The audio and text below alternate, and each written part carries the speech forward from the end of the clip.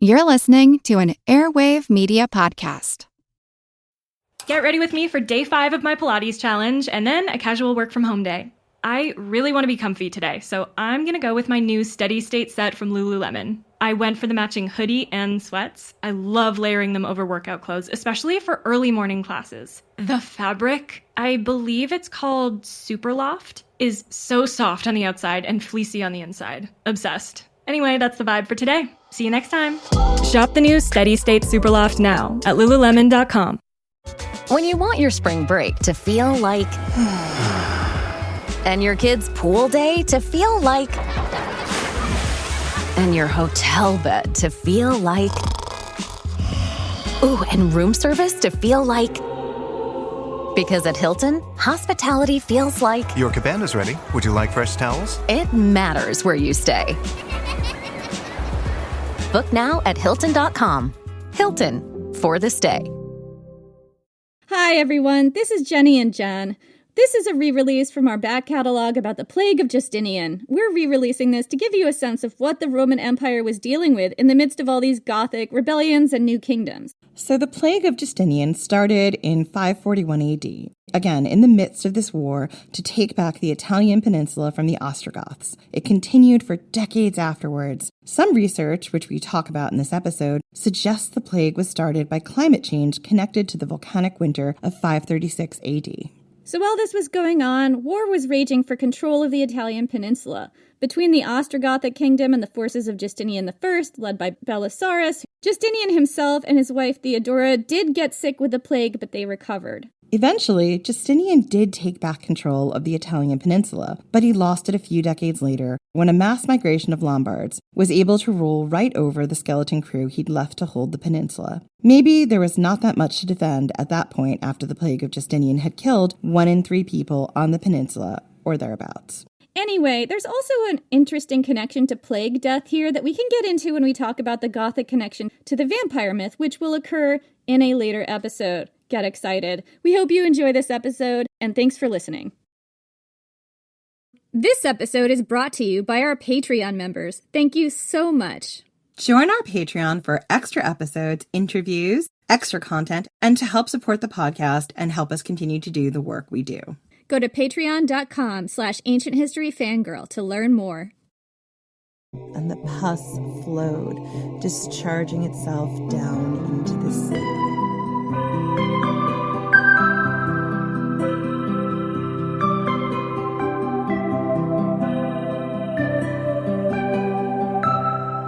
I'm Jenny Williamson.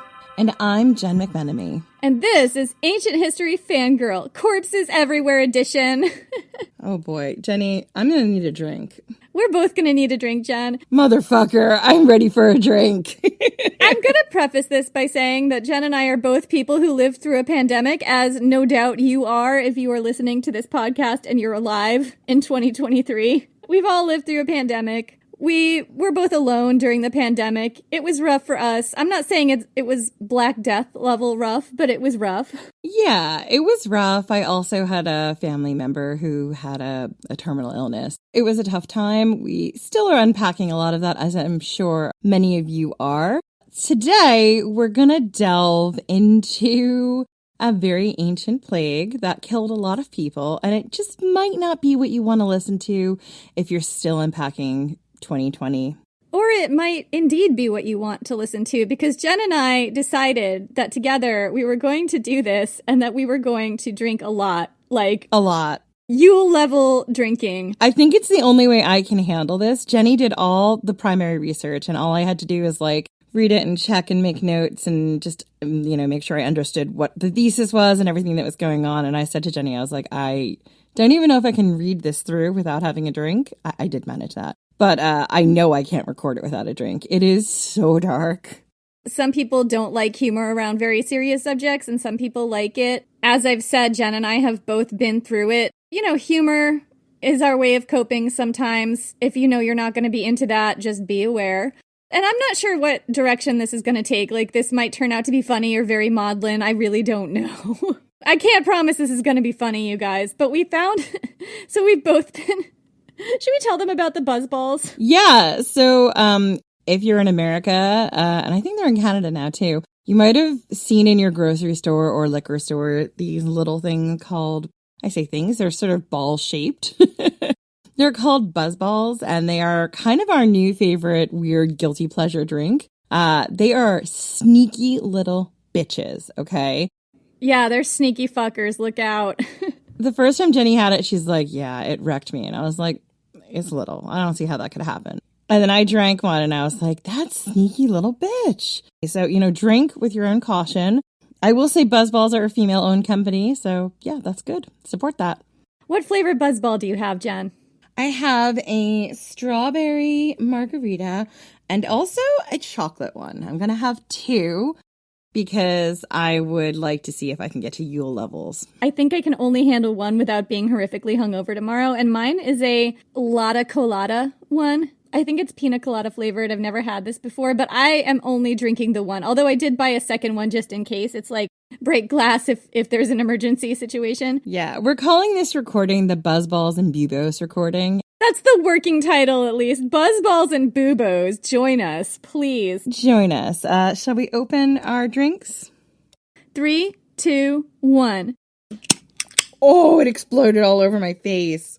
Well, this is how this is going to go. It burst like a bad Buboes. Ew! Ugh, Buboes! So, Jen, let's try to be serious for a minute, okay? I have a very serious question to ask you. Why did the Roman Empire fall, do you suppose? St. Columba and his lack of boundaries. Crassus's severed head had a prediction, and it gave the exact name and date and time when the empire would fall, and that's it. The Pictish beast came down from Scotland and just got revenge on the entirety of the Roman Empire. A wizard did it? Possible. Scholars have blamed wizards and many other factors over the years, including the Pictish beast, Crassus's severed head, corruption, barbarian invaders, climate change, famine, moral decay, lead poisoning, Christianity, my personal favorite, which is general malaise. I thought Nero ended the empire, right? That would be under general malaise. It was Commodus. Remember Commodus when he fought Maximus in the movie Gladiator? That's what ended the Roman Empire, right? I think that falls under lead poisoning. It was Commodus's weird-shaped penis, right? Oh, that's weird-shaped penises might have played a role. And many other causes. And there are some who believe it never really fell at all, only changed. But, have you considered that a volcano did it? Yes, because I consider a volcano as the reason for almost everything happens. I know. And have you considered... that I might be a volcano conspiracy theorist? Yeah. Have you considered that one of the worst fallouts of the volcano, the thing that really sent the empire spiraling to its doom, was a plague? Have you considered that? Yeah, because the first episode I did this season was on the 10 plagues of Egypt, where we talked about the plagues coming from a volcano. Jen has considered that, yes.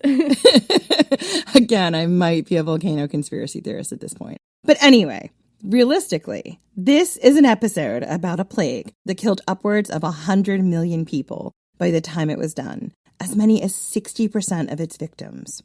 It's the first documented occurrence of a pandemic that we have, and it's the first documented outbreak of the deadly Yersinia pestis.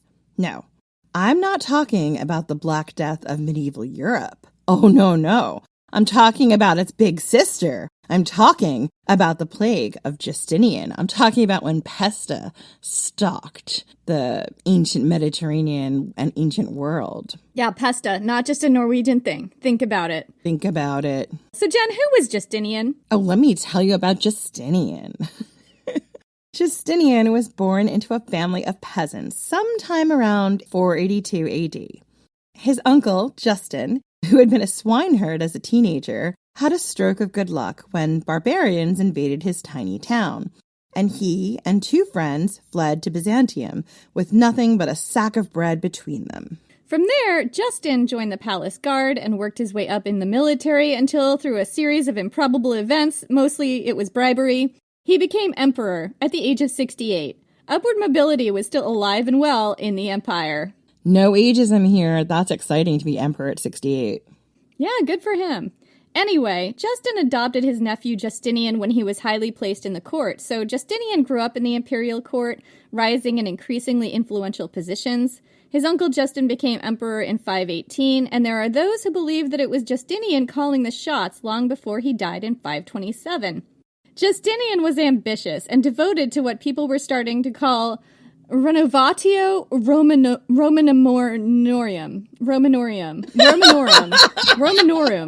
This does not. I'm pretty sure that's how you say it. Well, Which meant renewal of the Romans. By this point, the Roman Empire was a far cry from what it used to be. Its territory had contracted to a narrow ring around the Mediterranean Sea. The great conquered lands of Gaul, Britain, Spain, and others were lost. the great city of Rome had been sacked by Jenny's boyfriend, Alaric of the Visigoths. He sacked a city for her, y'all. My boyfriend! Hi! Alaric of the Visigoths had sacked that city for Jenny over 100 years ago by now. He loves me. He loves me. Oh my god, I got Buzzball inside my recording box. That's a Bubo full of alcohol. The chocolate is really good. I didn't know if I was going to like it or not, but I really like it.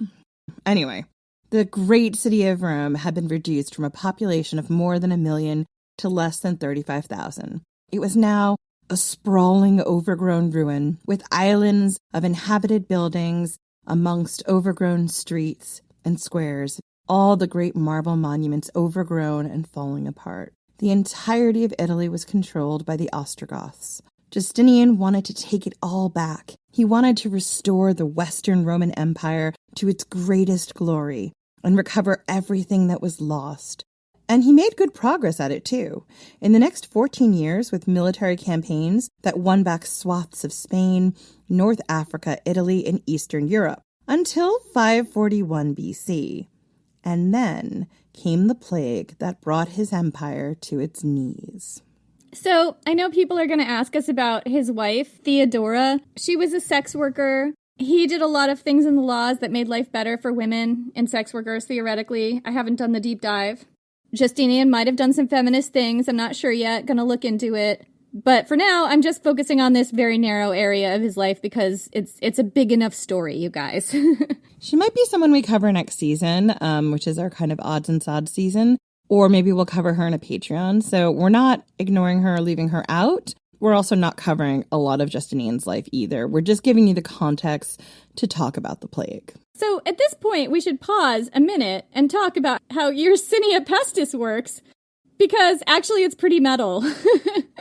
It's unusual for us to be really sure of what disease was actually the cause of most ancient pandemics, and that's not the case for the Plague of Justinian, primarily because we have DNA evidence. Scientists extracting DNA from the teeth of plague victims in Germania, all the way up in Germania, isolated the genes of Yersinia pestis in, I think it was 2013.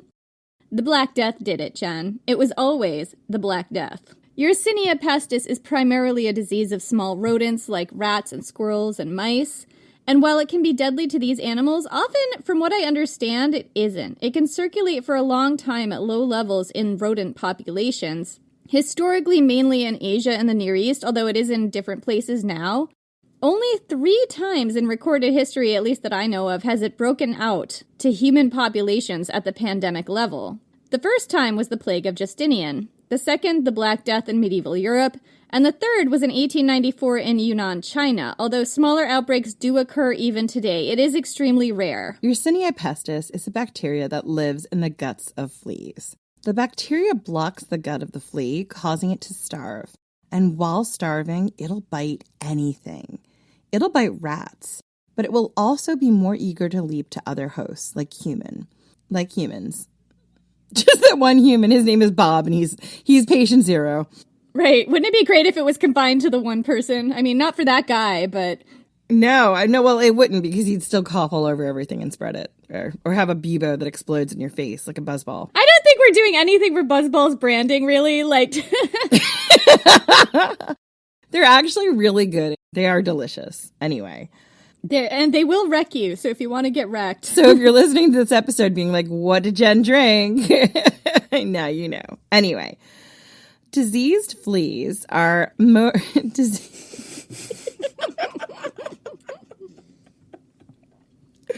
We're doing awesome. Diseased fleas are more motivated to move to other hosts than usual. When an infected flea bites a mammal, it's too diseased to even ingest the blood. It throws that human blood back into its bite, transmitting bacteria into the animal's bloodstream. From there, the bacteria attacks the immune system, replicates inside the animal's lymph nodes, and causes all kinds of damage. Disgusting damage. Because I got all up in it in this episode, let me tell you what. Mm-hmm. And I left a lot out. I mean, to be fair. You could have left more out. Records show that the Justinian plague was extremely fatal. Eyewitness accounts suggest there were 10,000 people dying a day in some cities, although these numbers are disputed. More modern estimates suggest that as many as 1 in 3 people on the low end and roughly 3 in 5 people on the high end died of the plague. But how likely you are to die depends on the type of plague you come down with. Yersinia pestis can cause 3 different types of infection: bubonic plague, pneumonic plague, and septicemic plague. They're all caused by the same bacterium, and which one you get depends on what part of your body gets infected. So, bubonic plague is the most famous kind, the kind with the buboes. Buboes are painful, swollen lymph nodes that usually appear in the groin, thighs, neck, or armpits. They can be as big as a golf ball. They can rupture, which is very gross and painful and can kill you, or they can turn necrotic, rotting the tissue around them, which can also kill you. Eyewitness accounts said that the pain of these buboes themselves could kill you. This is why we're laughing. Because otherwise we'd cry. She's not lying. So, you get bubonic plague when you're bitten by an infected flea. The buboes are caused by the bacteria replicating in the lymph nodes. After you're bitten, you can expect flu-like symptoms to develop in 1 to 7 days afterwards, and then your health will take a really bad turn. Many die within 10 days. Without modern treatment, approximately 30 to 90% of patients die. We do have antibiotics now, and the Black Death is quite treatable with antibiotics. So if you catch it, you're probably going to be okay as long as you can get to a place where they have antibiotics. Anyway, so I'm going to talk about pneumonic plague now. Pneumonic plague is what happens when you breathe in the bacteria, usually from an infected person coughing or sneezing or breathing in infected droplets in the air. It's a severe lung infection that causes chest pain, shortness of breath, fever and headache, and coughing up blood. Without modern treatment, fatality is 100%, often within 36 hours. Like, this always kills you. 36 hours, too, like, fast. Doesn't surprise me. Your lungs will just sort of choke on themselves. It's awful. And so the third type of plague is septicemic plague. And there are lots of accounts in the historical record of people's skin and appendages turning black and rotting off while they're still alive. That is septicemic plague. It is a blood infection that occurs as a complication of both pneumonic and bubonic plague, but it can also occur on its own. For instance, if infected fluids enter your bloodstream through a cut, or if the bacteria infects your bloodstream rather than your lymph nodes or lungs, or if it infects both at the same time. Yeah, because septicemia is still something many people die of. It's an infection, usually an internal infection that can't be fought off by antibiotics. So what happens is that tiny blood clots form in your veins, blocking circulation and starving parts of your body of blood and oxygen. This causes tissue to turn black, die, and rot while you're still alive, basically turning it gangrenous. All these little blood clots deplete your body's resources to form clots when you need them, so the rest of your blood doesn't clot as it should. And extensive bleeding can occur under your skin, causing extensive bruising, virulent rashes, bleeding from the mouth, nose, and rectum, and coughing or vomiting blood. Without treatment, this is almost always fatal. So really, the only way you can survive the plague is if you get really lucky, you get bubonic plague, and the infection doesn't move into your bloodstream or lungs. These days, we have modern antibiotics to prevent the infection from progressing that far. But back then, you just had to be really lucky. You better be saying all your prayers to Fortuna. Well, if you were Greek, Hygienia, and Asclepius, and Apollo.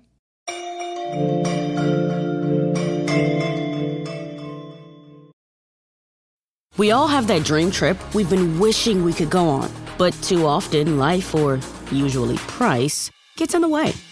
That's why Priceline is here to help you turn your dream trip into reality. With up to 60% off hotels and up to 50% off flights, you can book everything you need for your next adventure. Don't just dream about that next trip. Book it with Priceline. Download the Priceline app or visit Priceline.com and book your next trip today. Go to your happy price, Priceline. Eczema is unpredictable, but you can flare less with Ebglyss, a once-monthly treatment for moderate to severe eczema. After an initial 4-month or longer dosing phase, about 4 in 10 people taking Ebglyss achieved itch relief and clear or almost clear skin at 16 weeks. And most of those people maintain skin that's still more clear at 1 year with monthly dosing. Ebglyss, lebrikizumab LBKZ, a 250 milligram per 2 milliliter injection, is a prescription medicine used to treat adults and children 12 years of age and older who weigh at least 88 pounds or 40 kilograms with moderate to severe eczema, also called atopic dermatitis, that is not well controlled with prescription therapies used on the skin or topicals, or who cannot use topical therapies. Ebglyss can be used with or without topical corticosteroids. Don't use if you're allergic to Ebglyss. Allergic reactions can occur that can be severe. Eye problems can occur. Tell your doctor if you have new or worsening eye problems. You should not receive a live vaccine when treated with Ebglyss. Before starting Ebglyss, tell your doctor if you have a parasitic infection.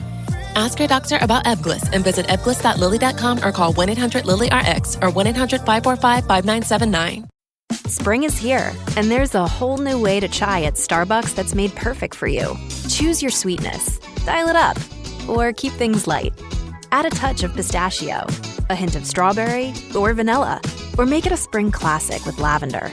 Because this season, there's endless ways to chai at Starbucks.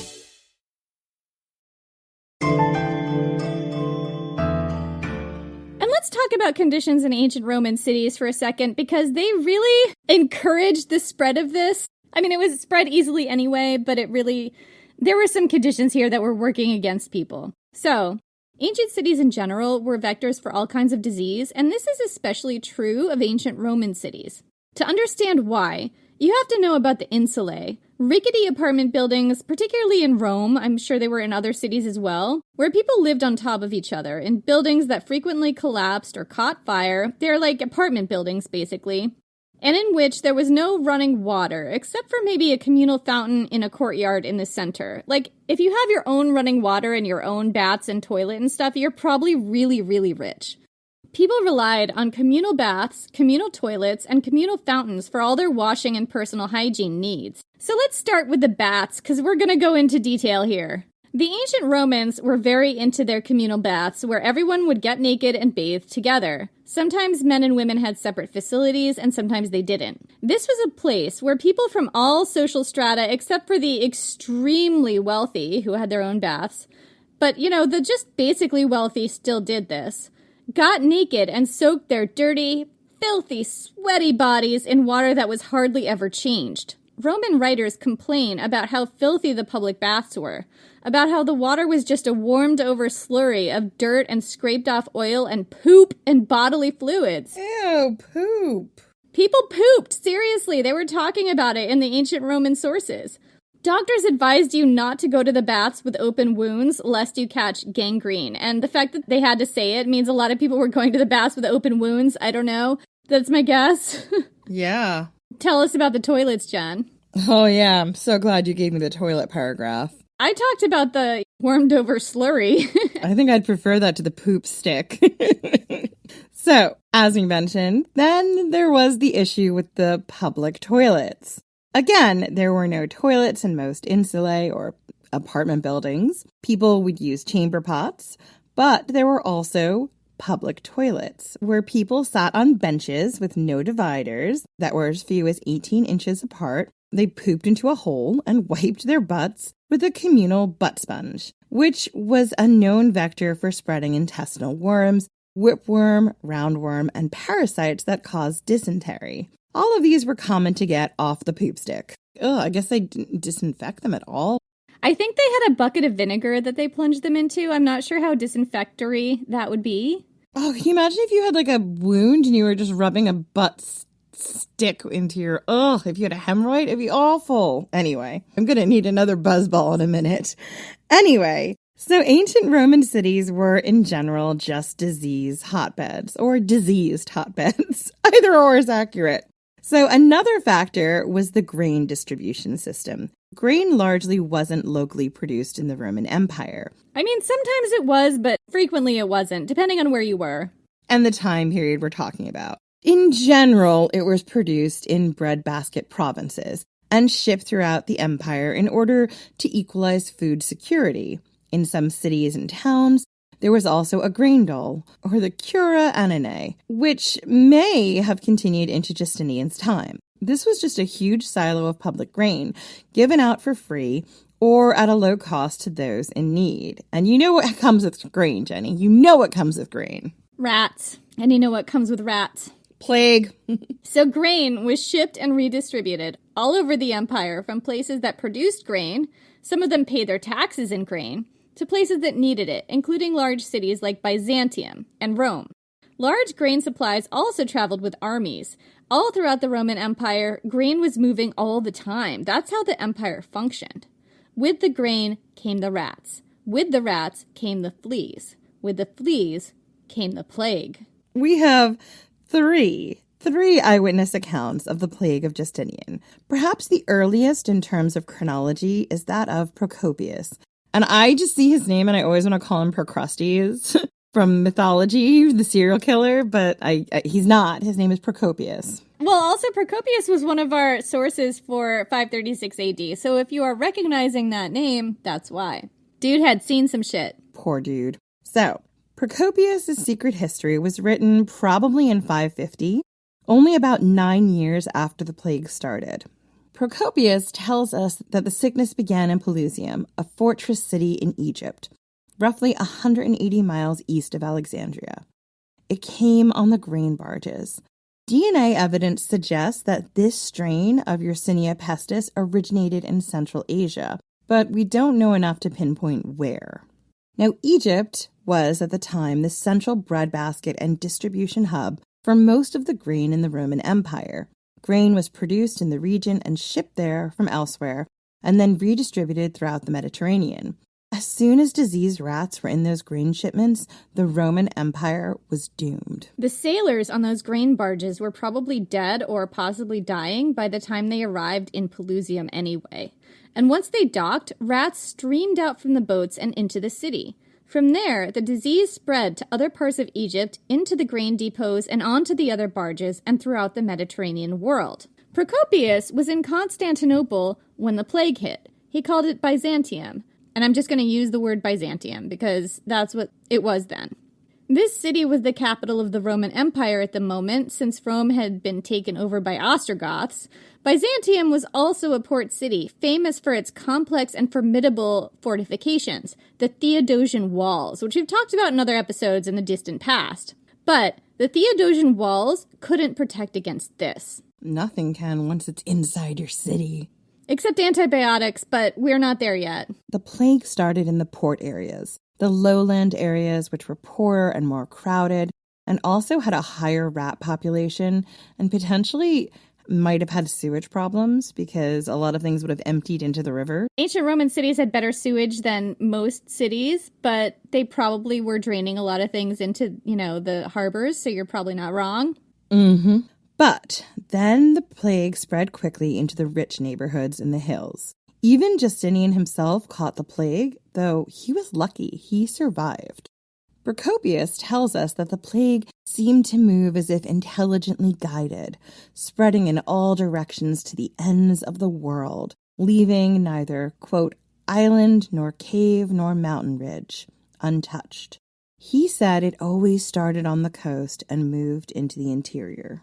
And that's probably, an example of a really astute observation. And also, that's how people started to realize it was coming by boat, Right, because they don't really know. They don't know about germs. They don't know about fleas and Yersinia pestis, but they notice that it starts on the coast. So there must be something about the coast.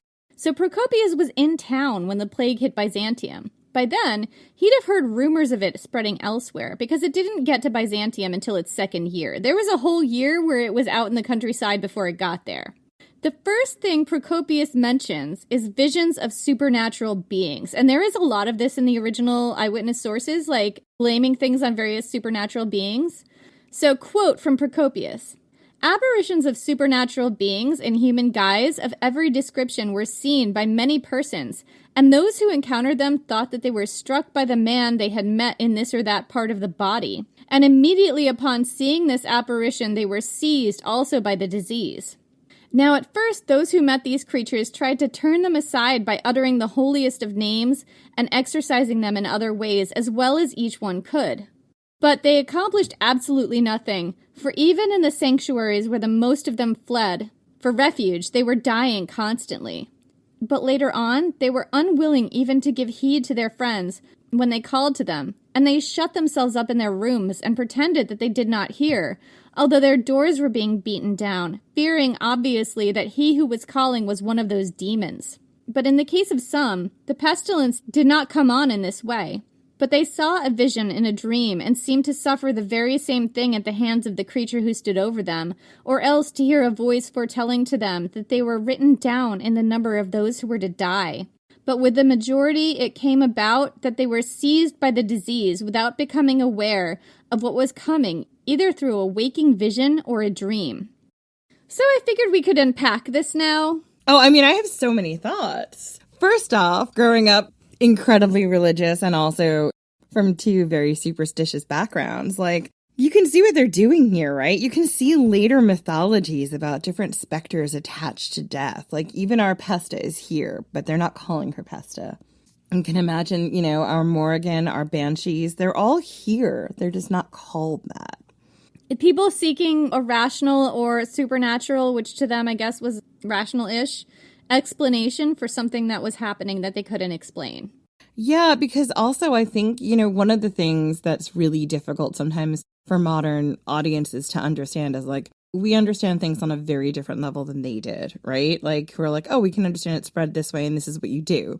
But in the end, you're still, if you got this particular disease today and we didn't have antibiotics, you still would have the same odds of survival that they would. So you'd have to make some sense of it. And I think, you know, the reality is that it's easier in some ways to think like, oh, it's a supernatural entity. And if I kind of like, if this doesn't happen to me and I don't see these signs, then I'll be okay.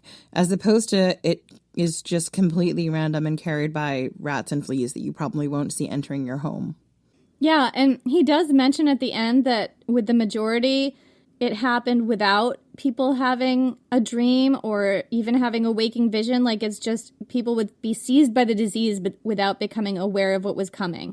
And I think that's such a clue as to what the mindset was, you know, because you really see Procopius just searching for some kind of explanation here. One thing that just comes through with all the eyewitness accounts that I've got here is confusion. People searching for patterns. They ascribe things to supernatural beings and they look for answers. But the Black Death is a disease that has lots of different symptoms depending on the kind you get. And that's super confusing if you don't have a modern understanding of what is happening. It can be bewildering. Absolutely. And it's one of those things where, you know, like I always go back to our Ancient Vampires episode, our first one. When you don't understand what's happening, when you can't explain it, you don't have the language, it's very natural to turn to the supernatural because it gives you a feeling of control over something that's completely beyond you. Like, the way diseases work is completely beyond the understanding. And also, as I've mentioned, whether or not you survive is a lot of times in this case open to luck, to which strand you get, how bad it is, and whether or not your body can sustain itself while it's healing.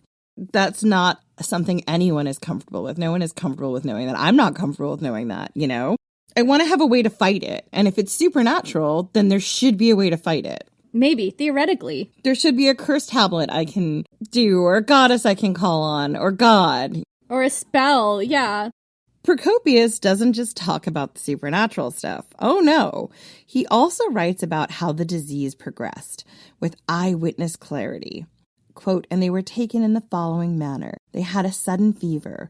Some when just roused from sleep, others while walking about, and others while otherwise engaged, without any regard to what they were doing. And the body showed no change from its previous color, nor was it hot, as might be expected when attacked by a fever. Oh, if it wasn't hot, it was probably a septicemic fever. Fuck.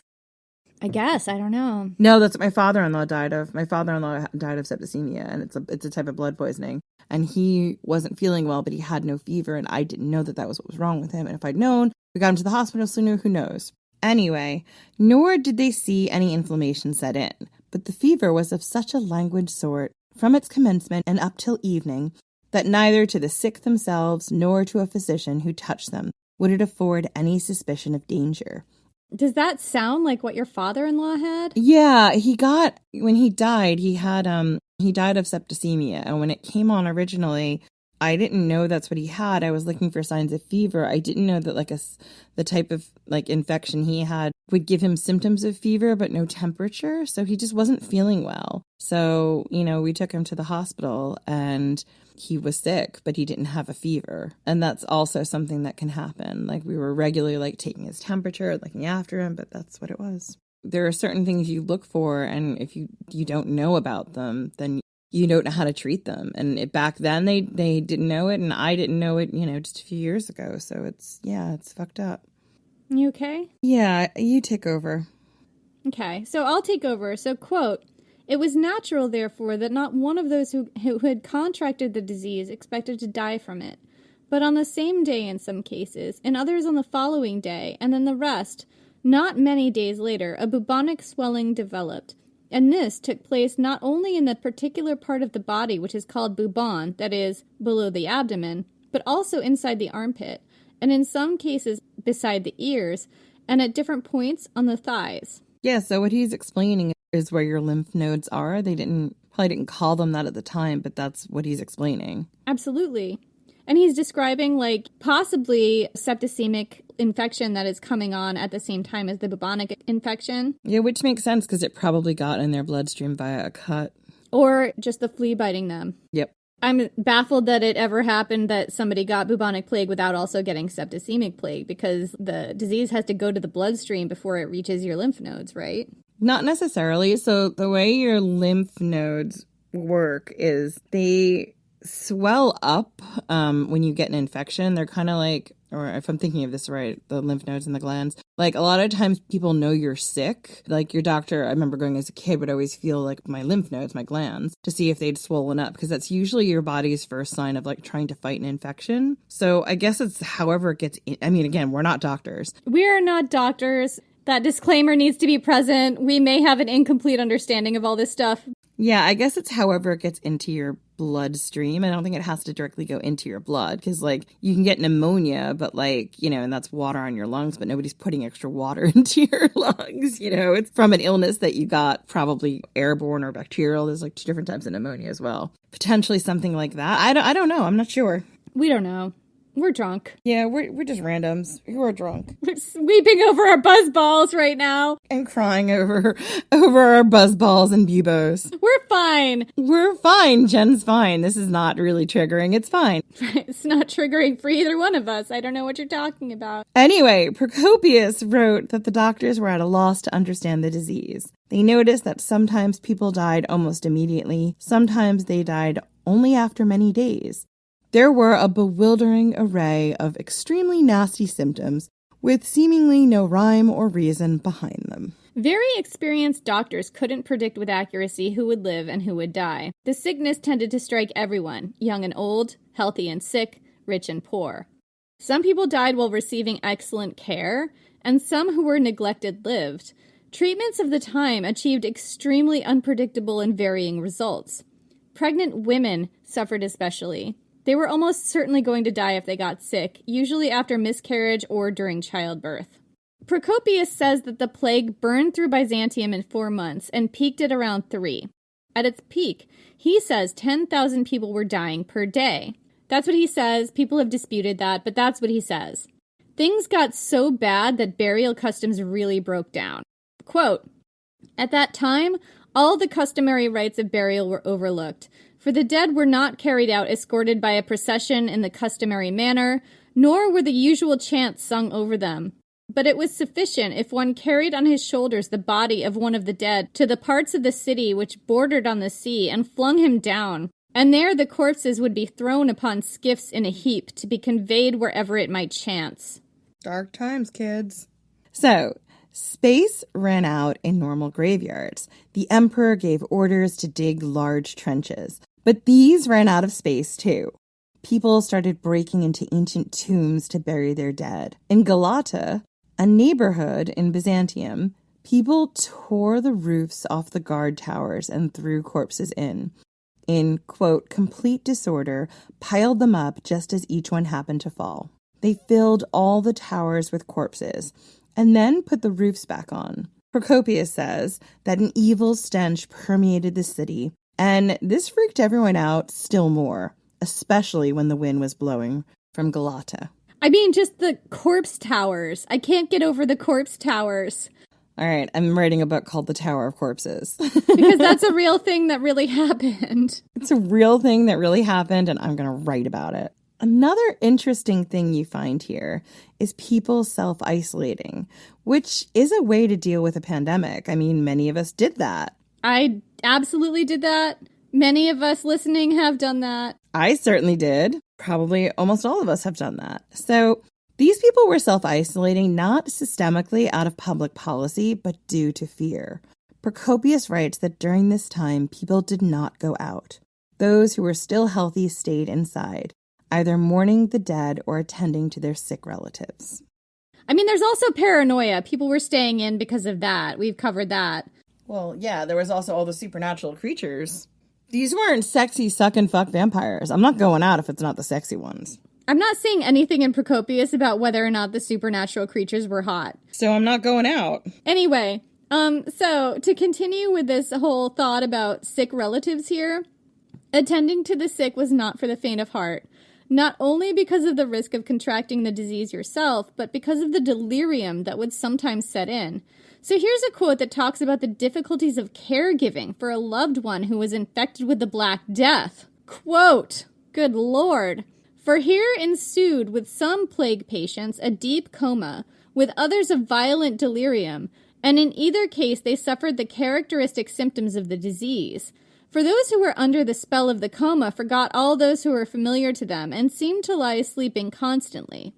And if anyone cared for them, they would eat without waking, but some also were neglected, and these would die directly through lack of sustenance. But those who were seized with delirium suffered from insomnia and were victims of a distorted imagination. For they suspected that men were coming upon them to destroy them, and they would become excited and rush off in flight, crying out at the top of their voices. And those who were attending them were in a state of constant exhaustion, and had a most difficult time of it throughout. For this reason, everybody pitied them no less than the sufferers. For when the patients fell from their beds and lay rolling upon the floor, they kept putting them back in place. And when they were struggling to rush headlong out of their houses, they would force them back by shoving and pulling against them. And when water chanced to be near, they wished to fall into it, not so much because of a desire for drink, for the most of them rushed into the sea, but the cause was to be found chiefly in the diseased state of their minds. They had also great difficulty in the matter of eating, for they could not easily take food, and many perished through lack of any man to care for them, for they were either overcome by hunger or threw themselves down from a height." So, I mean, I really appreciate how he touches on caregiving as its own burden here. Yeah, I mean, anyone who's ever been a caregiver for someone who is very ill or dying really can understand everything that he's just mentioned here. Absolutely, I've done it. It's real tough. It's real tough on you. It's real tough watching that happen. And, you know, one of the things he's not saying, because he doesn't know how to say it, is probably a lot of these caregivers, if they didn't get sick from the disease, got very sick from something else very quickly, because that type of caregiving just runs you down. Absolutely, it does. Yeah, I mean, I've gone through it as well with a close family member who had end-stage cancer. So we've both been through it, and I appreciate that Procopius has as much compassion for the caregivers as he has for the people who have the disease, because it is really, really fucking hard. So, according to Procopius, people were self-isolating, not, as we mentioned, out of any public health measure or rule, but because caregiving was so onerous, they couldn't leave their houses. Or they were afraid of meeting a ghost on the street who would strike them dead. Who is not hot, let's be clear. These are not hot. I'm sorry. They're not. Or maybe the streets were just violent and lawless and full of dead bodies and stench, and you couldn't get food anyway. So if you did see someone healthy out and about, it was probably because they were burying a body. It may have slowed the spread, this people staying inside, although it probably didn't slow it by much. All work everywhere ground to a halt. Essential workers walked off the job, and people starved because they couldn't get food. Some people died due to lack of necessities, whether sick or not. Even Justinian got sick, developing a bubo on his groin, although he recovered.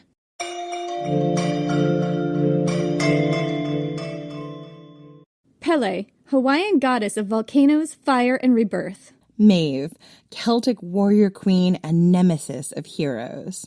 Kiyohime, Japanese fire-breathing snake demon. Pesta, Norwegian spirit of the Black Death. Our book, Women of Myth, is a fascinating look at women and femme characters in world mythology, including goddesses, heroines, and monsters. With captivating illustrations by Ringo Award-nominated artist Sarah Richard, it's the perfect gift for the mythology lover in your life, including yourself. Find Women of Myth wherever books are sold. Refreshing wild cherry cola meets smooth cream. The treat you deserve. Pepsi Wild Cherry and Cream. Treat yourself. Picture this. A curve in the road. A change in plans. Well, what do you say? With the all-new Audi Q3, the answer's always yes. Yes to adventure. Yes to escape. Yes to performance. Yes to comfort. Yes to right now. Because saying yes without hesitation, that's real luxury. The all-new Audi Q3, made for the yes life. This episode is brought to you by Peloton. Welcome to your Peloton Pilates era. Trusted by over 2 million members, experienced instructors with true Pilates expertise, offering classes for every level. Choose from 10 to 45-minute sessions with little to no equipment. Anytime, anywhere. And with the cross-training swivel screen, you can move seamlessly from cardio to mat. Press Pilates. Small moves, big impact. Find out more at onepeloton.com/Pilates.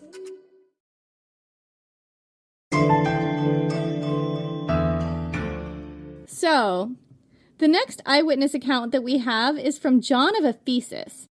Okay, so before we get to John of Ephesus, I strongly suggest that you get another drink. I mean, I might get a third one, but we'll see how I finish this one off first. Okay, well, I got another drink. Those of you listening along, drink at your own risk, obviously at your own preference, but this is a real dark one. I got another Buzzball, even though I said I wouldn't. She has absolutely no restraint, people.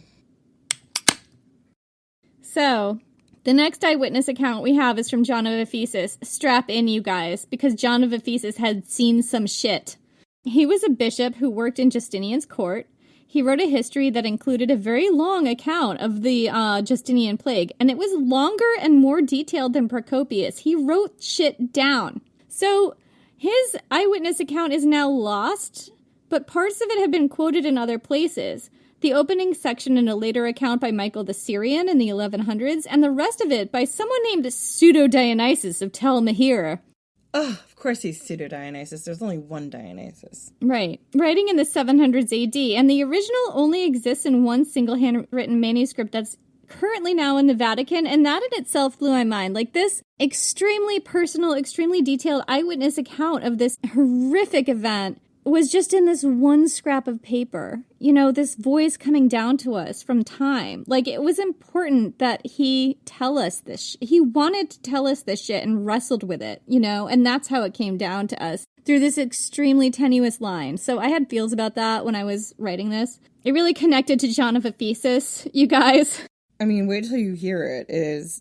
This is the part that kind of made me cry when I was reading it. Yeah, it wasn't the Procopius shit. It was John of Ephesus. Yeah, one particular thing did it. Well, tell me what it is for you, because I have a lot for me, so. I mean, it's a lot. I'll when we get to each one, I'll tell you. I'm like, that bit, and that bit, and that bit.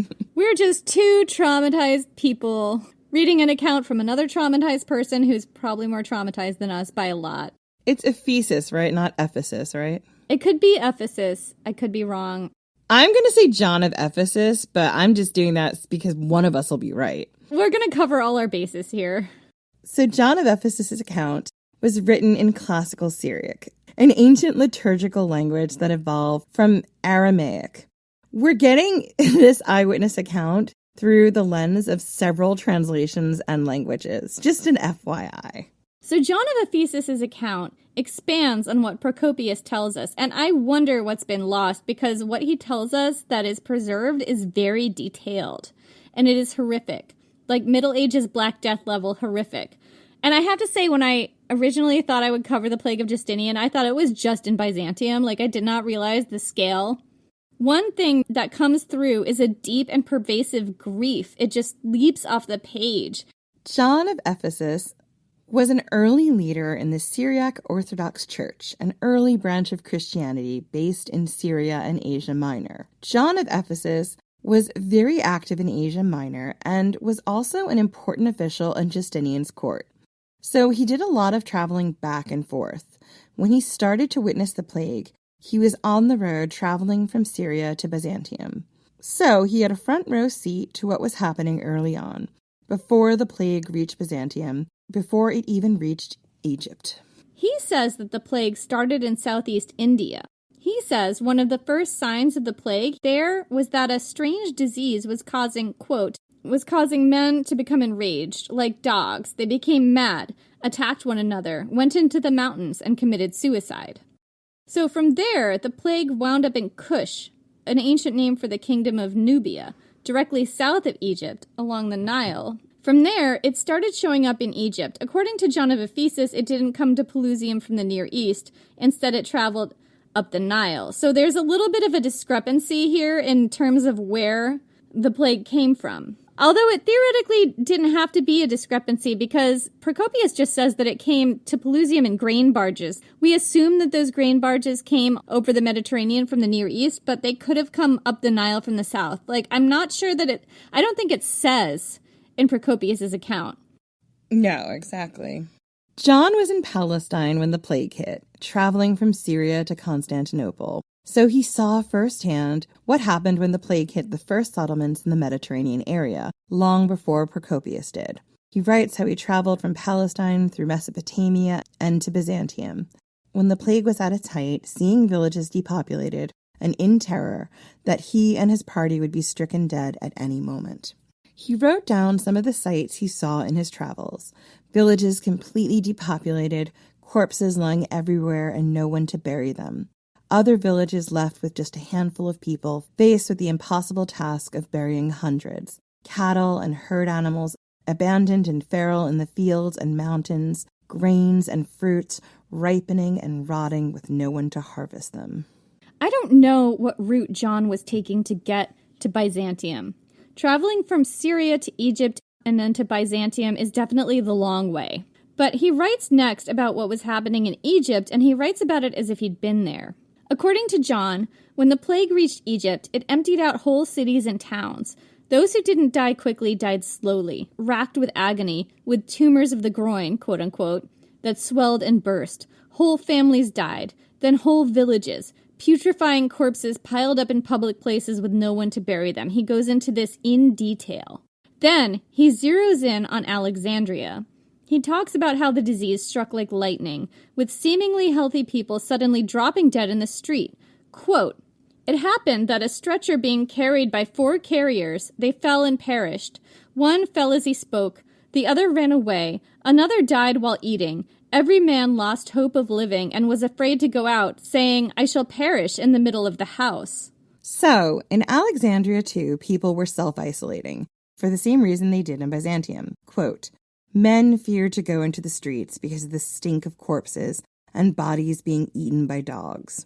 Those who had to go out, usually to bury the dead, would hang tablets on their arms with information written down, their name, the name of their parents and their neighborhood, and a plea for anyone who found their corpse to tell their parents and ask them to come and bury them, lest they drop dead suddenly in the street." I mean, that just really speaks to the paranoia and fear. Like, people wouldn't go out without, like, a label on them. Yeah, essentially like a dog tag. That was one of the bits that got to me. So we're not sure if John of Ephesus was in Alexandria when the plague hit, but clearly this man had seen some shit. His writing is very specific and very vivid. It's full of lamentations. John was a Christian, and there's a lot of calling for the reader to lament in a specifically religious context. He calls for the reader to weep and lament over some very harrowing things that he probably saw himself. Quote, over corpses which split open and rotted on the streets with nobody to bury them. Over houses large and small, beautiful and desirable, which suddenly became tombs for their inhabitants, and in which servants and masters at the same time suddenly fell dead, mingling their rottenness together in their bedrooms, and not one of them escaped who might remove their corpses from within the house. Over others who perished falling in the streets, to become a terrible and shocking spectacle for those who saw them, as their bellies were swollen and their mouths wide open, throwing up pus like torrents, their eyes inflamed, and their hands stretched out upward and over the corpses rotting and lying on corners and streets and in the porches of courtyards and in churches and martyria and everywhere, with nobody to bury them. Over the ships in the midst of the sea, whose sailors were suddenly attacked by God's wrath, and the ships became tombs for their captains, and they continued adrift on waves carrying the corpses of their owners. The ships got to me. Over other ships, which arrived in harbors, were moored by their owners, and remained so, never to be untied by them again. Over the palaces which groaned one to the other. Over bridal chambers where the brides were adorned in finery, but all of a sudden there were just lifeless and fearsome corpses. Over virgins which had been guarded in their bedchambers, and now there was nobody to carry them from these bedchambers to the tombs. Over highways which became deserted. Over roads on which the traffic was interrupted. Over villages whose inhabitants perished altogether. Over many things of this kind, which defeat all who have the power of speech in their skill with words and stories. In the swath of translated text that I found, there were a lot of these lists. Like, this is just one of many. You can tell he's just so desperate to preserve this list of what happened for the next person, for, hopefully to help the next whoever. That's the thing he wants us to know. And that's why it just astounds me so much how tenuous the connection was that brought this through. And the fact that we are two goofballs reading this right now with our buzzballs is kind of ridiculous. I don't think he'd appreciate it. Or maybe he would. I don't know. Maybe he'd relate. John speaks of how overwhelmed he is by the idea of writing any of this down. And his trauma is just so obvious right now. And here's another quote. Quote, thus, when I, a wretch, wanted to include these matters in a record of history, my thoughts were seized many times by stupor, and for many reasons I planned to omit it. Firstly, because all mouths and tongues are insufficient to relate it, and moreover, because even if there could be found such that would record at least a little from among the multitude of matters, what use would it be when the entire world was tottering and reaching its dissolution, and the length of generations was cut short? And for whom would he who wrote be writing? That was what got me. It's like, what's even the point? I know. He's writing for me. He's writing for Jen. He's writing for all of us listening right now as we drink. As we drink, because what he's writing is deeply, deeply upsetting. And I'm glad he did. This is the bit that by this point in time I was crying. But by this next quote I'm going to read to you. Eventually, the plague crossed the Mediterranean Sea, and when that happened, John said eerie apparitions were seen at sea. Quote, when this plague was passing from one land to another, many people saw shapes of bronze boats and figures sitting in them, resembling people with their heads cut off. Holding staves, also of bronze, they moved along the sea and could be seen going whithersoever they headed. Those figures were seen everywhere in a frightening fashion, especially at night. Like flashing bronze, and like fire did they appear, black people without heads, sitting in a glistening boat and traveling swiftly on the sea, so that this sight almost caused the souls of the people who saw it to expire. That was the bit that really upset me. You just imagine, like, just seeing these boats, these spectral ships, like the amount of people who would have been like lost on boats just in general during this plague. But this is just so haunting. It's just like one of those things that I don't know. I live in North Carolina in Wilmington, and I'm down by the river, and I see the boats go up and down all the time. It's one of the things I watch from my window. And I can just imagine watching these boats go by and just the feeling of like they're headless sailors just continually rowing swiftly upriver, but there's nobody really there.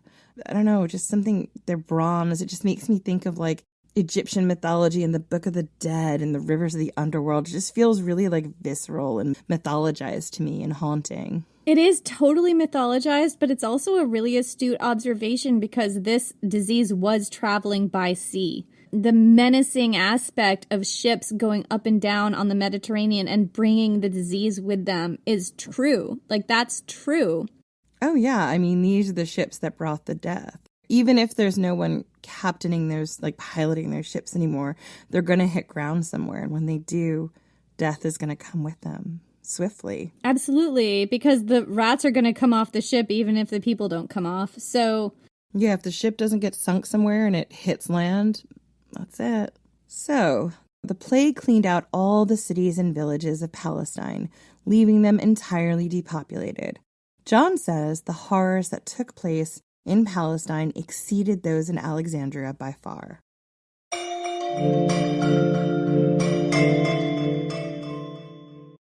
USAA knows dynamic duos can save the day, like superheroes and sidekicks or auto and home insurance. With USAA, you can bundle your auto and home and save up to 10%. Tap the banner to learn more and get a quote at USAA.com/bundle. Restrictions apply. It's tax season, and at LifeLock, we know you're tired of numbers. But here's a big one you need to hear. Billions. That's the amount of money in refunds the IRS has flagged for possible identity fraud.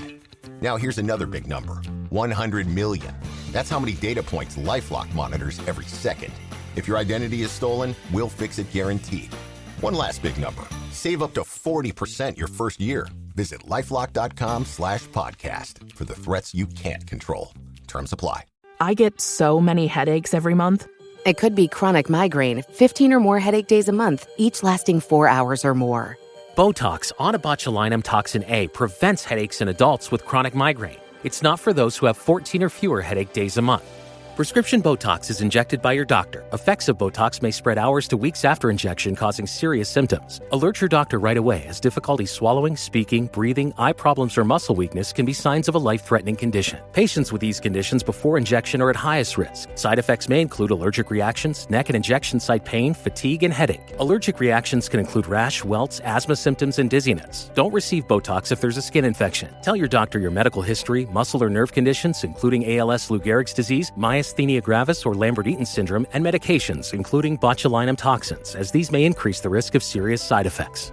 Why wait? Ask your doctor. Visit BotoxChronicMigraine.com or call 1-800-44-BOTOX to learn more.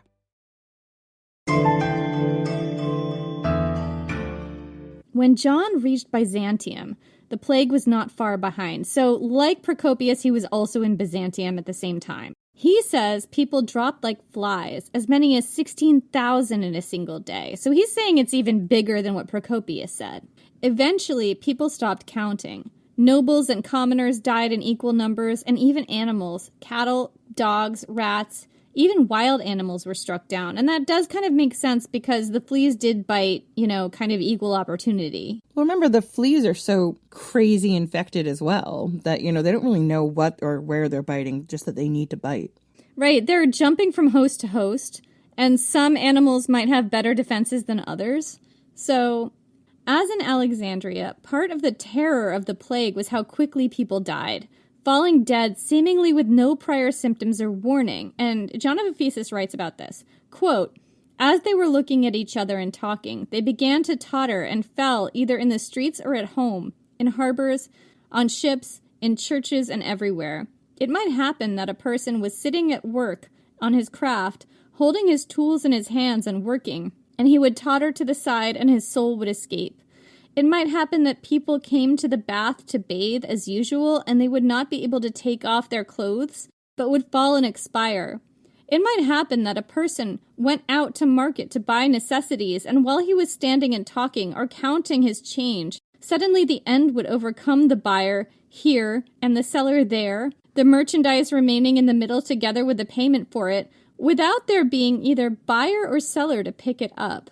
So the city, John says, came to a standstill. The food supply dried up. Nobody had the strength to buy or sell anything to market. Corpses proliferated. People started dragging their dead to the seashore where they were piled on boats and dumped at sea, because that's a good idea. Procopius also describes bodies being dumped at sea, but John clearly witnessed this, and it was, as you can imagine, a horrific scene. I think Procopius probably also witnessed it, but John really got into the details. So this is the part about what happened when people were dumping the bodies at sea. I could just imagine him standing on the beach and looking at this. Can you imagine those boats that they saw going up and down now that we're going to tell you this? Now I'm just like, what if they were just boats full of corpses? A lot of them probably were. Yeah, just forever circling the sea. Quote, standing on the seashore, one could see litters colliding with each other and coming back to carry and to throw upon the earth 2 or 3 corpses, to go back again and to bring further corpses. Others carried the corpses on boards and carrying poles, bringing and piling them one upon the other. For other corpses, since they had rotted and putrefied, matting was sewn together. People bore them on carrying poles, and coming to the shore threw them down, with pus running out of them, and they would return bringing corpses again. Others who were standing on the seashore dragged them and threw them down upon the boats, piling them up in heaps of 2 or 3 and even of 5,000 each. Innumerable corpses piled up on the entire seashore, like flotsam on great rivers, and the pus flowed, discharging itself down into the sea. Wow. Yeah. So eventually, even those burying the dead grew too weak, and the city was drowning in corpses. This was a real problem, the number of corpses that were just in the streets, and the fact that there were not enough healthy people to bury them. The healthy people didn't want to leave their houses. I mean, that is real fair. So Justinian, the emperor, had to take action. He put a subordinate, Theodorus, in charge of this problem. Theodorus dug long trenches outside the city and paid people for every corpse buried there. He was giving out money for anyone who would bring a corpse to these trenches. And that solved the problem, sort of, for a while until the trenches got full and then people started putting bodies in towers. But before that happened, people started breaking into houses to find corpses to bury because this was now a paid job. John of Ephesus writes of the horrible things people found when breaking into various houses. You know what I was just thinking? It probably wasn't just money they were being paid, although I'm sure they were paid money. At this point, think about it, Jenny, it's food that's more valuable than money. So they were probably given food rations if they did this. And if your family's starving, you would risk it. I mean, to be fair, I haven't seen mention of that. But the other thing is, like, if you get money, you can't spend it because the markets are not functional. He had to be paying them something that was worth leaving their house. So I don't know what he was paying them, but I don't think gold was what they wanted. Well, what John of Ephesus and Procopius say was that it was like a lot of gold. Like a lot of gold. Like people were being paid a lot to do this per corpse. Sure, and probably whatever they could steal from the person's house. That too. I mean, that would be like a side benefit. And this is just a kind of an aside. I didn't really write this into the episode, but John of Ephesus talks a lot about looting. And when he talks about looting, he talks about people going in to loot houses and stores and then being struck dead by various supernatural forces. It's like he's kind of trying to establish a moral narrative where people didn't loot, but I imagine it happened a lot. Mm-hmm. Anyway, so, as I said, people started breaking into houses to find corpses to bury because this was now a paid job. And John of Ephesus writes of the horrible things people found when breaking into houses. Live babies and children still sucking at the breasts of dead mothers. That broke me. Yeah, that's a bad one. Nobles alone locked in houses of dead servants, and just loads of houses full of the dead, lying where they fell. So John of Ephesus says even the emperor and empress, Justinian and Theodora, were reduced to a miserable existence in their palace. Everyone in the imperial palace was sunk into grief. and the imperial couple was served only by a few still living servants. This actually broke me, this part. People no longer wept over the dead, but just walked around numb and slightly giddy. I mean, that's a trauma response. Mm-hmm. That's a PTSD response. There was no more weeping or funerary laments because you're just overwhelmed. You've seen too much. Absolutely. As in Alexandria, nobody went outside without a tablet hung on their neck or arm detailing who they were and where their people were in case they dropped dead in the street, because there are types of plague that come on real fast. Pneumonic plague will kill you in 36 hours. 100% fatality. And these plague burial trenches that John of Ephesus talks about, Procopius also mentions them, but John really goes into detail, and these were horror scenes. I'm going to give you a quote. Get ready. I know, this also made me cry. All right, you guys, strap in. Quote, also on those pits into which people were thrown and trodden upon, while men stood below, deep as in an abyss, and others above, the latter dragged and threw down the corpses, like stones being thrown from a sling, and the former grabbed and threw them one on top of another, arranging the rows in alternative directions. Because of scarcity of room, both men and women were trodden upon. Young people and children were pressed together, trodden upon by feet and trampled like spoiled grapes. Then again from above, other corpses were thrown head downwards, and went down and split asunder beneath. Noble men and women, old men and women, youths and virgins, young girls and babies. The corpse which was trampled sank and was immersed in the pus of those below it, since it was after 5 or as much as 10 days that the corpses reached this place of pernicious prostration. Continuing the quote, how can any eye endure seeing these heaps of little children and babies piled up in mounds like dung on the earth? Who would not weep more over us, who behold the sight to which our sins have brought us, rather than over the dead? Even if we shall later be blamed for deficiency of mind by the wise, it becomes us, confronting this sight, O brothers, to raise wailing and lamentations for ourselves, and not for those dead, and say, woe to you, our eyes, for what you see. Woe to you, our bitter life, for the destruction you have encountered, which has come upon the kindred of your body, while your eyes look on. It would be much better for us who saw it to be mingled with those who drank the cup of wrath, who ended their journey and did not experience that destruction, or whose heart is darkened together with their eyes, mind, and thought. So yeah, that broke me. That was really hard for me too, because I felt like he's basically saying he would rather be in the pit himself than witness the pit. That's exactly what he's saying. And he's saying not only that, like, what's happened to us as a result of seeing this is that we can't even, like, something fundamentally human is broken in us now.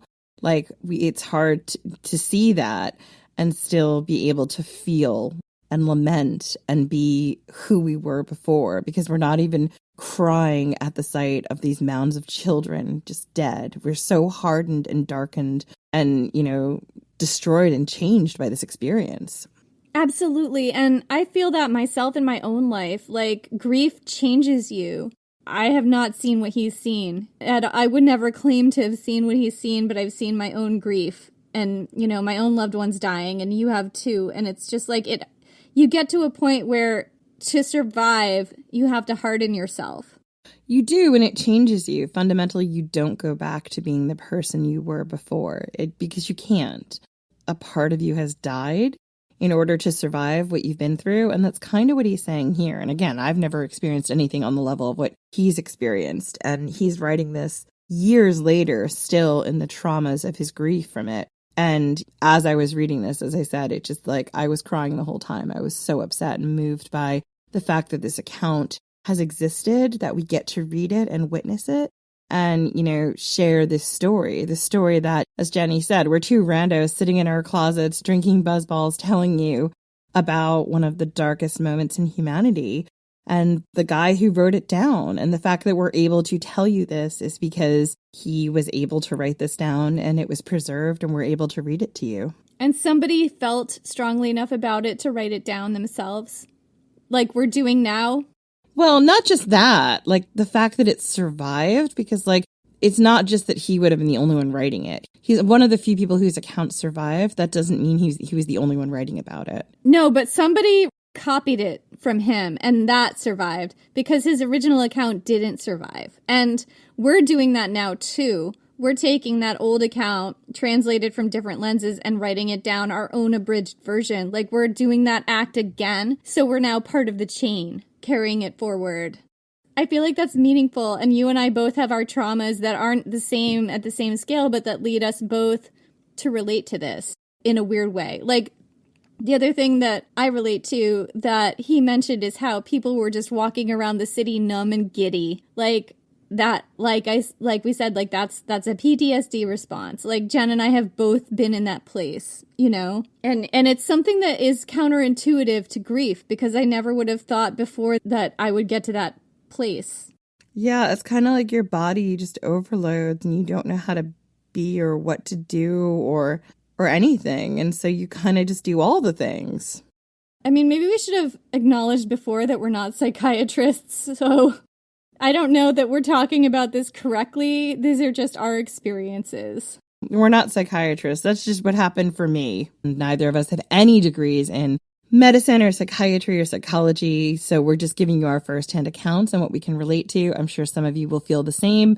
But, you know, obviously, we're not mental health professionals. So we have one more eyewitness account to talk about, and it brings us something new to the table. Evagrius Scholasticus's account. So Evagrius was a scholar and eventual church historian who was a child in Antioch when the plague hit for the first time. So he was a kid when this happened. And he's the only one of the three who caught the plague. But he survived. However, the plague didn't just stop in the 540s AD. It came back and back and back in waves for 52 years of this man's life. 4 times it returned in Evagrius' lifetime, and each time it exacted a horrific price. It killed his wife, his daughter, and her child, his grandchild, other children of his, and most of the servants and people who lived at his estate in the country. So, like, most of his friends and family died of this throughout his lifetime. Like, this guy must have had some real survivor trauma. Evagrius isn't alone in describing the plague's inexplicable behavior, but his bewilderment leaps off the page when he talks about this. You can see him searching for some pattern and failing to find it. He describes how it came in all seasons and completely depopulated some cities and towns. Others it left unscathed, except for a few households completely decimated. He writes about being confused as to why the plague would sometimes leave some people untouched, only to return later and kill those same people years later. It's like they want some kind of moral lesson, like these people were saved because they were good people, but then the plague comes back and kills those people. Yeah, what did they do? What sin did they commit to have the plague come back and revisit them? And that's a big theme in John of Ephesus. Like, he talks about sin a lot, and there's a lot of guilt. Like, he thinks that they caused this, which I can't imagine how much that would add to the trauma. That's Christianity. So, Evagrius describes how this randomness of the plague was replicated in his own family. Quote, "Thus it happened in my own case, for I deem it fitting to insert also in this history matters relating to myself, that at the commencement of this calamity, I was seized with what are termed buboes, while still a schoolboy, and lost by its recurrence at different times several of my children, my wife, and many of my kin, as well as of my domestic and country servants, the several indictions making, as it were, a distribution of my misfortunes. Thus, not quite 2 years before my writing this, being now in the 58th year of my age, on its 4th visit to Antioch, I lost a daughter and her son, besides those who had died previously." He describes the plague as, quote, "a complication of diseases, with myriad bewildering symptoms," and he writes of being confused with how the disease spread. Quote, "For some perished by merely living with the infected, others by only touching them, others by having entered their chamber, others by frequenting public places. Some, having fled from the infected cities, escaped themselves, but imparted the disease to the healthy. Some were altogether free from contagion, though they had associated with many who were afflicted, and had touched many not only in their sickness, but also when dead. Some, too, who were desirous of death, on account of the utter loss of their children and friends, and with this view place themselves as much as possible in contact with the disease, were nevertheless not infected, as if the pestilence struggled against their purpose. There's so much humanity in these eyewitness accounts. Tower of Corpses. Tower of Corpses, man. You don't have to have had a Tower of Corpses in your city to relate to this. Anyway, so the Plague of Justinian spread throughout Asia, Europe, North Africa, and the Mediterranean world. Bodies as far away as Germania had it. That's where researchers got the DNA of Yersinia pestis from. The first outbreak raged from 541 to as long as 549 in northern Europe. By the time it subsided in Byzantium, about 40% of the city's inhabitants were dead, depending on, whatever account you're reading. And 1 in 4 people throughout the Mediterranean, although I've seen estimations as many as 3 in 5. This could have added up to as many as 100 million people in total. So it was a lot of people. It was as big as the Black Death in Europe. And the disease came back in waves. We saw that with Evagrius scholasticus. The disease kept coming back even within one person's lifetime. It kept coming back until as late as the 700s AD in more localized outbreaks, adding up to several hundred years of misery and death. So, here's the question we have to ask in almost every episode we do this season. Did a volcano do it? Quite possibly. Because you have to remember that the people affected by the Justinian plague had already lived through about 4 years of volcanic winter, and all the famine, droughts, floods, blight, and starvation that went with that. If you go back and listen to our previous episodes, you'll get more information about this. 536 AD has been frequently labeled the worst year in history to be alive. So people were already suffering and starving before the plague hit. Constant stress can lower your immune system, making people all over the Mediterranean world, the Near East, Europe, and Asia especially vulnerable to this disease. And you know what, Jenny? I just keep thinking about the frogs from our first episode this season. Oh, good Lord, bring in the frogs. It's time for frogs to be all up in our officials. All up in our officials. So, I never really thought that much about frogs until we talked about that in the Plagues of Egypt episode. But as I've said a few times now, frogs are indicator species because they can live on both land and in the water. One of the things that I learned in that research is, when something's going wrong with the climate or the ecosystem, look to the frogs. Our last episode, we talked about how the frogs were in trees that weren't normally in trees. A lot of times what happens is the frog population will rapidly expand when these things happen. And then, because of water pollution and in the 536 of it all, probably there was, contaminated water and rain and things like that, it'll contract. And when the frog population contracts like that, flies and lice and other insects, their population now is unchecked by frogs, and it rapidly multiplies because one of their big predators isn't there in the same numbers to corral them or control them anymore. Yeah, but I'm also going to say that Yersinia pestis is deadly no matter what. Without modern antibiotics, its kill rate is 30% to 100%, depending on where the infection is. This disease is going to fuck you up, even if your immune system is fully operational, no matter what is going on with your frogs. It's going to mess you up. Yeah, frogs aren't going to save you. I'm just saying, the frogs of it all is telling us to what's going to happen. The bigger question is, did the drop in temperatures, because what we know about 536 AD is that there was a big drop in temperature and a lot of climactic change. So did all of that, caused by the volcanic winter, create conditions where a plague outbreak was likely to happen? Yes. You would say yes, but the research on this that I have found is it's a little bit muddled. I've had a hard time drawing a real clear through line here. Yeah, look, I say yes because I want it to be yes, but the reality is, it's a cocktail of a lot of things have to happen to make this happen, right? Right, but interestingly, the medieval Black Death, that was preceded by another volcanic eruption, the Simolis eruption of 1257, with an explosivity index of 7. That was followed by several other eruptions that occurred toward the end of the 1200s, and that, according to some research, was what plunged Europe into another period of cooling that led to the Little Ice Age and also resulted in the Black Death. The Middle Ages Black Death was also preceded by a volcanic eruption. Was it a coincidence? I think not. A lot of researchers also think not. Yeah, because it leads to scarcity in general when you have these really long, cold winters and you have different creatures behaving in ways they wouldn't normally, spreading diseases because they're also fighting for what resources are there and available to them. Now, several studies have shown that the rodents that carry the plague are very sensitive to climate change. The science behind this is still very much under dispute, but we've seen studies that suggest that the cold periods in both the Justinian plague and the medieval Black Death were accompanied by high rainfall in some areas, including the areas where the outbreaks first occurred.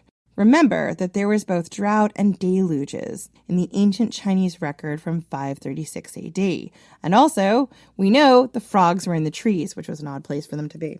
This would have caused a boom to rodent populations, the theory goes, which would have caused a Yersinia pestis outbreak to spill over into human populations. Justinian never gained back the empire that was lost. By the time the plague subsided around 549 AD, give or take, his army was vastly weakened, and he struggled to maintain a foothold in the lands he'd won back. By the time he died in 565, Italy fell under the control of the Lombards. It would never be Roman again. Justinian got mixed reviews on how he handled the plague. On one hand, he gave out large sums of gold to pay for public burials, those gruesome trenches that John of Ephesus described. On the other, according to Procopius, who had a chip on his shoulder against Justinian, bear this in mind, he also ruthlessly taxed the dying population to continue to fund his building projects, mainly churches. He was, perhaps, hoping to stave off the wrath of God. It's like, oh God, if I give you another church and another church, will you make this end? And I will also ignore the suffering of my population in order to do this. Yep. Sounds pretty Catholic. If the population is properly indoctrinated, then they would want to give that as well, even if they're starving, if it means they could end this. Like, growing up Catholic, I would be like, sure, take whatever you need. Yeah, God needs it, it's done. That indoctrination is strong, and it might have also been something that he was doing to control the part of the population that was healthy enough to work. The sense that I get is that the essential workers were absolutely either dying on the job or walking off the job. There were not essential workers at this time. No. So, did the plague cause the downfall of the Roman Empire? It's hard to say for sure, and this is something that historians still debate today. But there was a time, early in Justinian's reign, when he and Theodora were optimistic. They believed they could bring back the glory of the old regime and regain all that was lost. There was a time in their reign when it seemed like they would actually pull it off. And maybe if this plague hadn't happened, it all could have ended differently. So, that's it for this week. Another cheery summer episode from Ancient History Fangirl. Plague Girl Summer Edition. Join us next week when we're going to be talking about something different, not plague, I hope. Can't guarantee. We make no promises. In the meantime, find us on Twitter, which is currently circling the drain, but still limping along. We're at Ancient Hist Fan on there. And we're also on TikTok, Threads, and Instagram and Facebook at Ancient History Fangirl. And join our Patreon at patreon.com/Ancient History Fangirl to get extra bonus content. And Jenny, we have some patrons to thank this week, don't we? We do. Apologize to anyone whose name we mispronounce. We're really sorry. Sarah Wachope? I'm sorry, I probably screwed that up. Box Gremlin. Claire Byrne Martinez. Alice Richard. That's it, I guess, right? Yeah, that's it for this week. We will see you next week.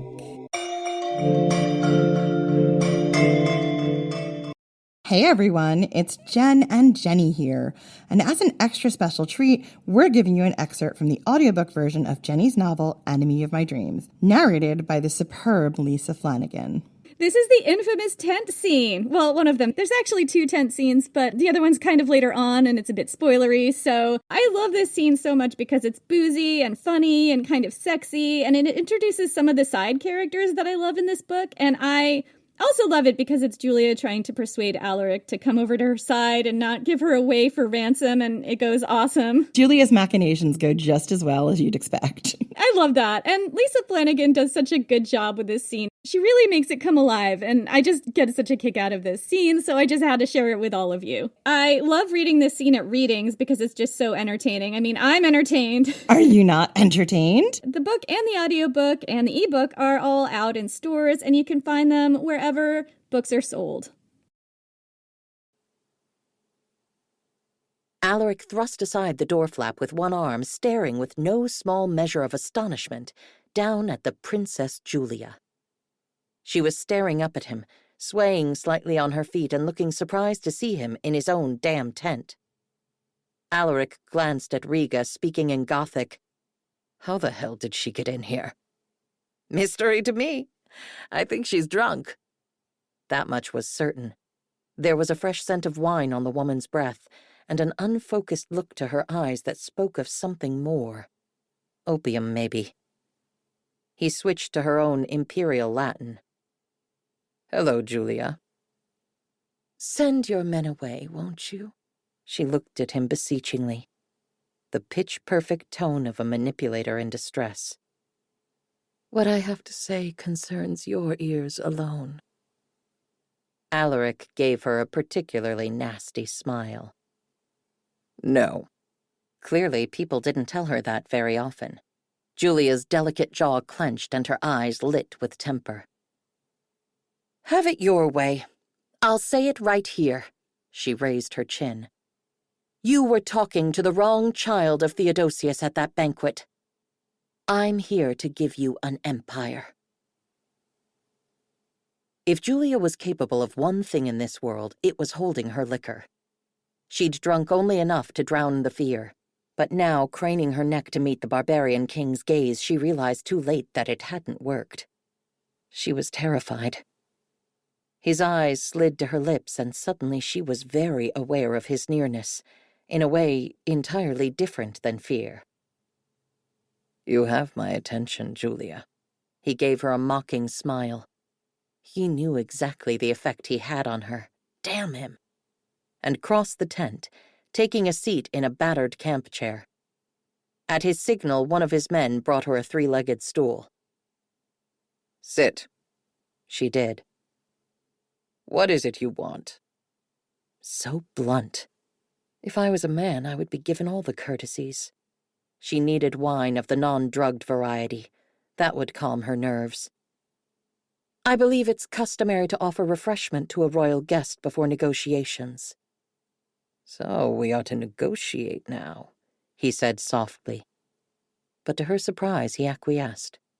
At another of his wordless signals, someone handed him a wineskin. Alaric poured some onto the ground, speaking in Gothic. Then he drank, muscles moving in the golden column of his throat. A tradition among my people, he told her solemnly, offering her the wineskin. We drink to Woden that he may grant us wise and fruitful conversation. Julia eyed what he offered with trepidation. She'd never drunk to honor a barbarian god. She wasn't sure such an action was entirely sanitary. But there was a challenge in Alaric's eyes. He didn't think she had the nerve. Julia snatched the wineskin with firm resolve. Wise and fruitful indeed, she said, smiling through her teeth. Then she put the wineskin to her lips and drank deep. Searing fire streaked down her throat. Bloody hell! She managed, bent in half by a fit of gasping coughs. What in all that's holy is this? Ialu, a liquor made from barley. He watched her struggle with cool dispassion. If it is too strong for you, we have water. A pox on your water. She took another swallow. The bright, burning line lit up the inside of her throat again, but this time she was ready. The drink was good. The drink was what she needed. Does she know she's supposed to sip it? Riga asked, sitting cross-legged on the floor. Perhaps we should tell her, Atolf mused, looking not the least inclined to do it. We can't let her drink all of it. That's the last of the batch. Thorismund sounded distinctly irate. If you pissweasels won't stop her, I will. No. Alaric held up a hand. Let her dig her own grave. Whatever she wanted, she seemed intent on making a fool of herself in getting it. Maybe she'd come to seduce him to her cause, he thought, eyes lazily tracing the fine lines of her collarbones. Maybe he'd let her try. "You've had your drink." Custom demanded they pass the skin back and forth between them, taking small sips as offer met with counteroffer. Julia gave no sign she intended to pass it back. "Now speak." Her voice dropped low, the affected purr of a gifted seductress. "You plan to ransom me, but I have a better proposition. We share the same enemy, my brother. Put me on his throne and you can have any land you want. Point to a place on a map and it's yours." Not a chance. He had been betrayed for the last time by Theodosius and his children. "Put you on the throne." Alaric struggled not to laugh. "You." She frowned. "You laugh because I was born a woman. I laugh because you were born a lapdog. Perhaps I should let my people bleed and die to raise one of your brother's peacocks to the purple. It makes just as much sense." The look she gave him could freeze fire. "They're cockerels." "I wonder," he mused lazily. "What would drive an emperor's sister to slip me a knife in the middle of a battle and engineer her own kidnapping?" "You've met my promised husband, Olympius," she said coolly. "I loathe the very ground he stands on." She meant it well enough. The venom in her voice was real. So the woman was running away from her engagement. "And what is this to do with me?" "Honorius ordered me to marry him. The only way to argue with Honorius is with an army at my back." She raised her eyes, blue-green and fierce as a cat in a trap. "Your army." Julia took another hard slug from the wineskin. If she just kept drinking, she could be Cleopatra. "You will need allies when the time comes," she informed the barbarian warlord who was currently glaring at her in an intimidating fashion. "No one knows the snake pit of Roman politics like I do. You cannot hold Rome by force of arms alone. Take it, maybe, but not hold it." Who says I want to hold it? Maybe I just want to see it burn. He bared his teeth in a brutal smile. "Grow up, woman. What does it matter if you hate your husband? Marriage does not follow love. It never has. You'd be less of a fool to lie on your back as you were made to do." Julia bristled. A searing flush swept across her body, bright heat just beneath the skin. Outrage choked her throat. The nerve. "How far down the peninsula do you think you'll get without support from at least some of the people?" she snapped. "Not everyone in Rome is happy at my brother's rise. I could lend your next invasion legitimacy." Somehow her tongue got tangled over the word. "And beyond that, money. I have a fortune in villas all up and down the coast. All yours, King of the Goths." She let out a hiccup. When had there become two of him? "I think I should sit down." Alaric's reply seemed to come from the bottom of a well. Julia barely heard. Slowly she slid off the chair and onto the bearskin rug. Alaric watched the princess slide off the stool and list onto the bearskin like a sinking ship. That last pull from the wineskin had been the one that broke her. He could not trust a thing she said, of course. She was a daughter of Theodosius. She'd shred any agreement the moment it suited her. Even so, he wanted her. Even now. "You're already sitting." She ignored that. He knelt beside her and offered her water, which she regarded with scorn. "I'd be emperor already if I were a man," she declared accusingly. "Certainly," he drawled. "Drink." She took the water skin. Up close she smelled of ialu and sweat, and beneath it the intoxicating scent of roses. She took a sip and grimaced. "This is water." He laughed. "And what else should it be?" She stared up at him as if just realizing he was there. Eyes green as gemstones one moment, dark blue the next, like the sea over a vast crevasse. "What else do you want from me, King of the Goths?" Her lush red lips curved in a drowsy, knowing smile. Her hand rested boldly on his arm. A scorching burn. Fuck. He'd put her in the farthest tent from his. He'd been scrupulously careful. "Do you even know what you're offering, Julia?" She let the sentence fall away, her mouth a breath from his, begging to be plundered. Fuck it.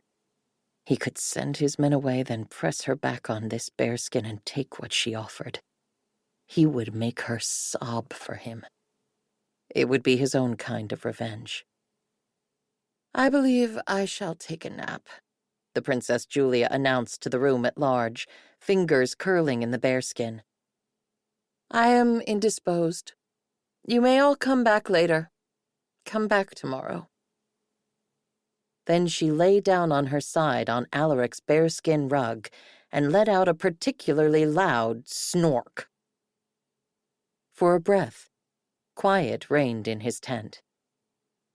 "Well," Riga said cheerfully. "Now what?" "Let's have a bit of fun with her," Thorismund growled. "Show her the consequences of drinking the last of a man's batch." "Maybe tie her to a stake outside," Riga said agreeably. "Leave her for the beasts." "Not one of you touches her." Alaric spoke softly but with a force that shut them up. The edge of her stola rode up her perfect leg, and he took off his cloak to cover her. There was a thin line of drool dangling from her mouth now. Drool. Alaric shook his head in disgust. He didn't even like this woman. "We cannot take her," Atolf said. "She's a distraction."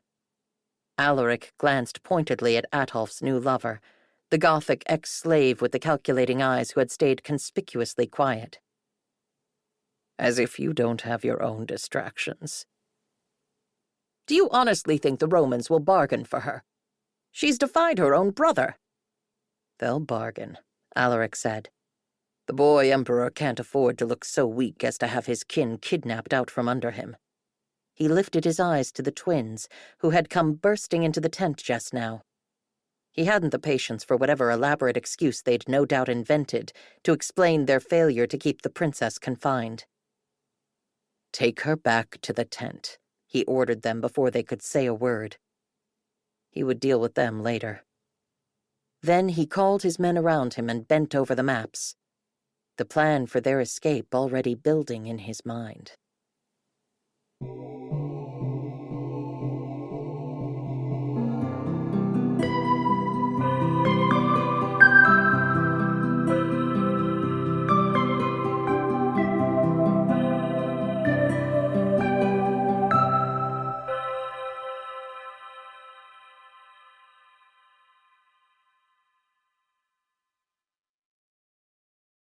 Grown-ups, if there's a child in your life who is interested in, curious about, or fascinated by people and places from history, then my podcast, The Past and the Curious, might just be a hit in your home.